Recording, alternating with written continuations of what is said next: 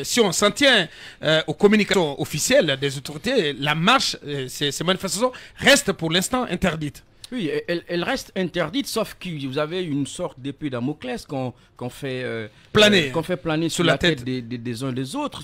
Quand le parquet dit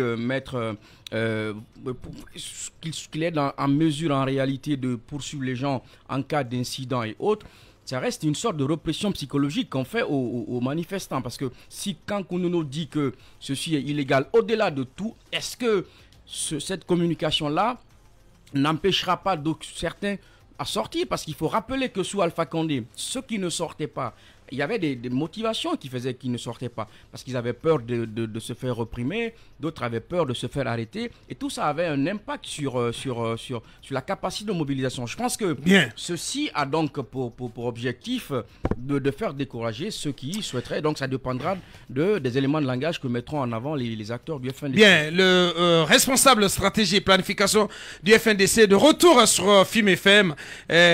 On continue avec vous, Lincoln. Alors, Kounono, à présent, est-ce que vos différentes peut-être structures continuent à travailler à la base pour le plan opérationnel dont vous parlez maintenant? Le plan B.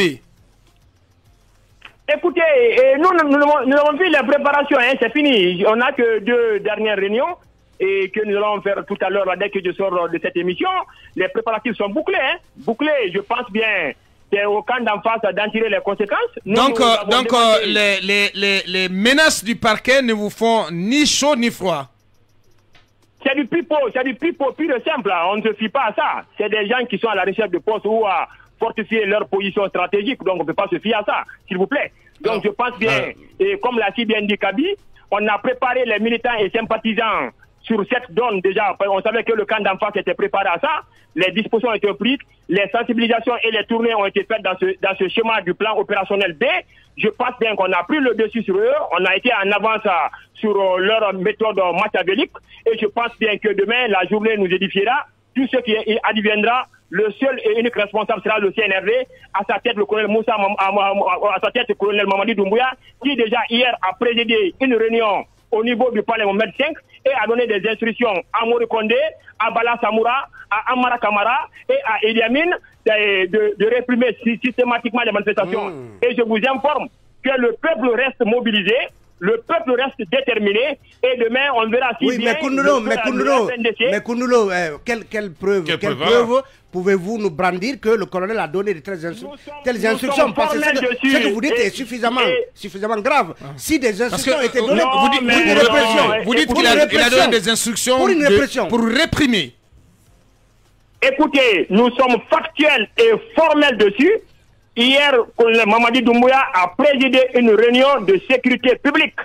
Des instructions ont été données, on détient ces informations et on ne se laissera pas faire parce qu'il n'est pas l'émanation du peuple de Guinée.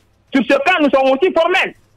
On apprend qu'il y a eu quand même des messages de négociation envers le FNDC. On tente de vous avoir pour suspendre encore le mot de manifestation.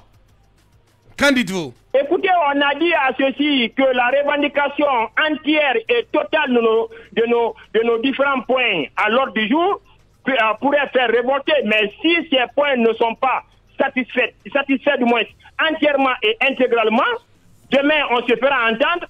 Le 4, on se fera entendre. Le 11, on se fera entendre. Le 18, on se fera entendre. Le 23, on se fera entendre. Le 30, on se fera entendre. Le 5 septembre 2022, on se fera entendre. Donc c'est une longue série de manifestations jusqu'au 5 septembre. C'est une bataille citoyenne rangée qui est engagée pour faire revenir les gens à terre, pour qu'il y ait un compromis sur la conduite de la Si je comprends bien, c'est Kounono, c'est que à partir de demain jeudi, le FNDC compte occuper les rues tous les jeudis jusqu'au 5 septembre. C'est non-stop. Tant qu'ils ne reviennent pas à de meilleurs sentiments et qu'on s'entende sur la conduite de la transition, on les prouvera que des conseillers occultes et cadres occultes qui les entourent ne représentent aucunement pas le peuple de Guinée. Oui, mais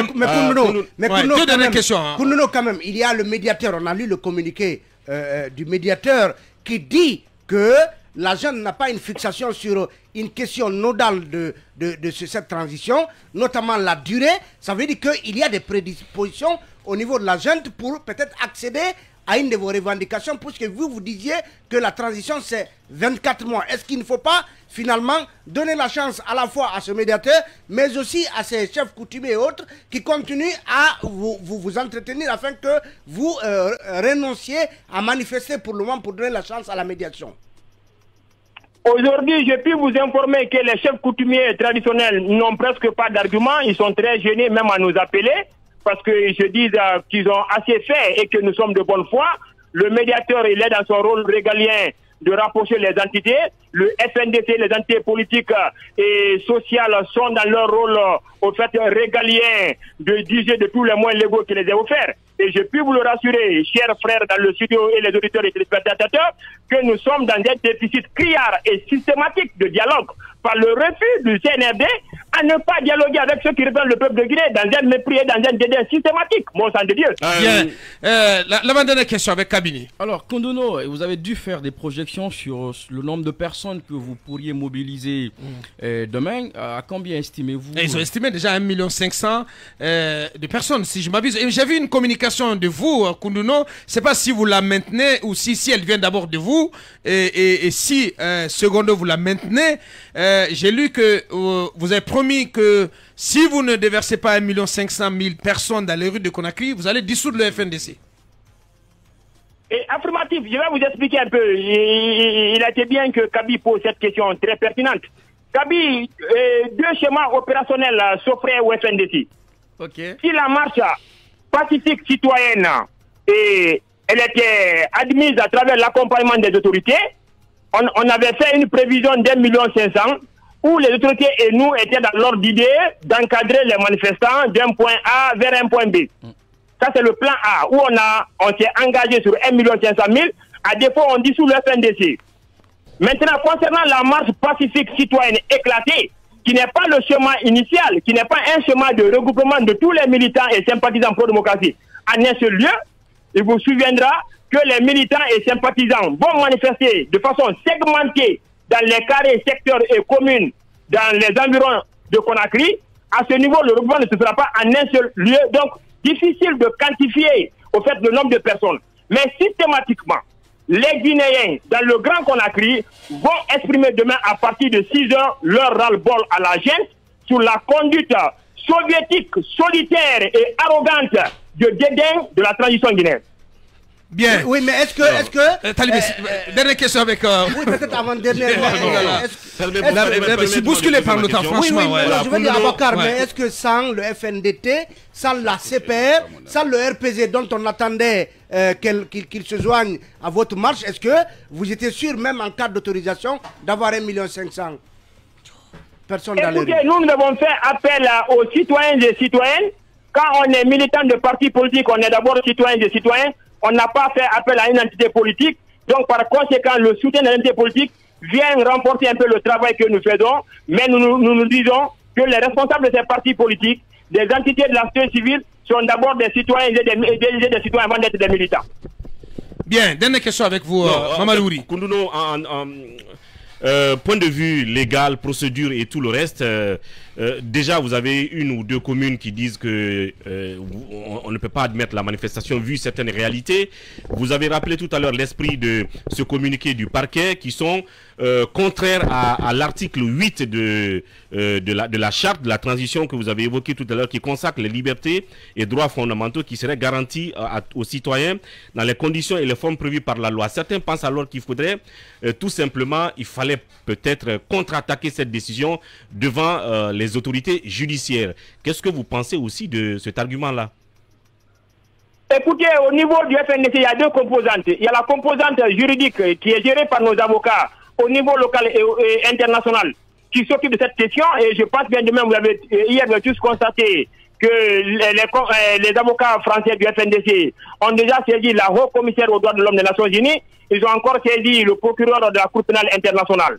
Les avocats au niveau local feront leur travail au moment opportun. La coordination qui est distincte de ces deux entités aussi fait son travail opérationnel qui consiste à user de tous les moyens légaux afin de se faire entendre et de ne pas permettre à un groupe de Guinéens de restreindre leur liberté individuelle et collective dans le seul but de dérouler tranquillement leur agenda machiavélique et qui ne répond pas aux aspirations profondes du peuple guinéen. Bien, c'est Koukoundouno en direct de Genève sur FIM FM. C'est Koukoundouno ici dans ce studio, monsieur Kéamou Bogo là-bas. J'espère que vous allez vous dire bonjour. Bonjour, monsieur. Oui, j'ai dit bonjour à mon chef. Bogola, bonjour, comment vas-tu? Bien. Je vais bien. Alors, est-ce que vous avez un mot, c'est Koukoundouno, pour monsieur Kéamou Bogo là, qui est aujourd'hui coordinateur du FNDT. Il était de l'ANAD, coalition membre du FNDC.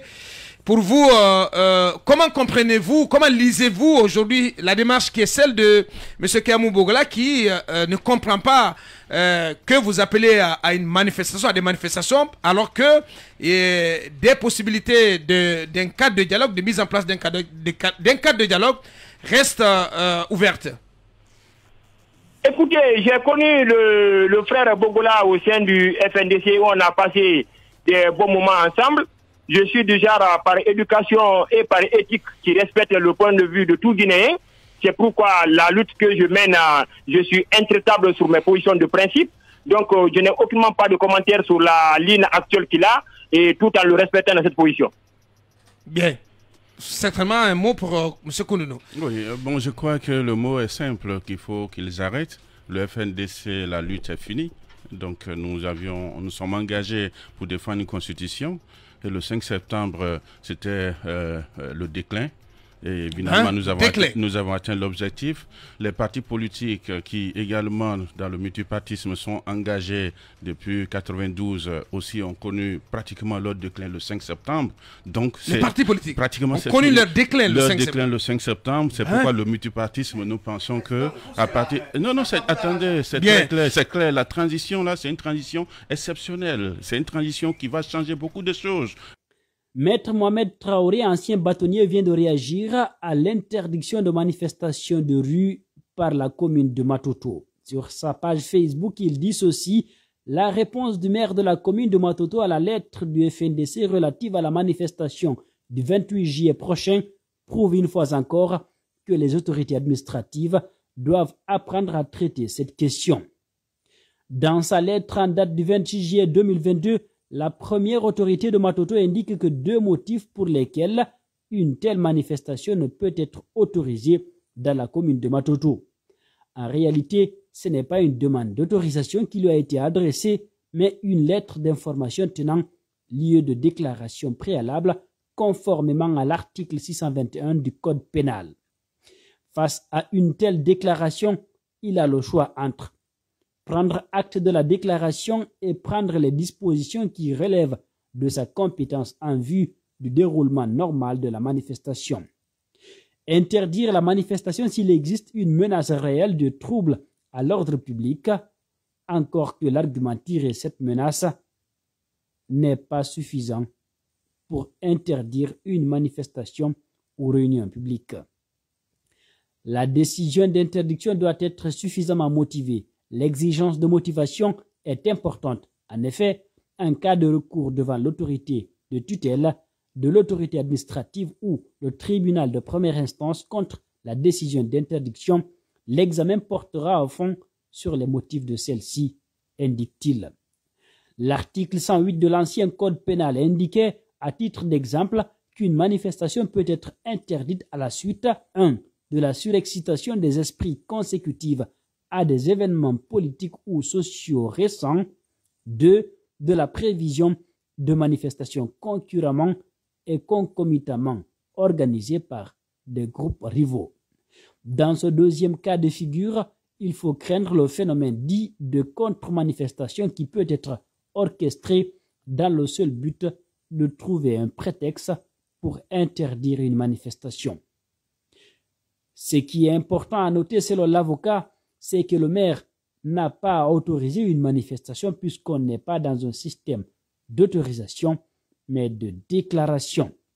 Dès lors que la déclaration a été enregistrée et qu'un récépissé a été délivré au déclarant, la manifestation peut en principe se dérouler sous réserve du respect de l'ordre public, écrit Maître Mohamed Traoré.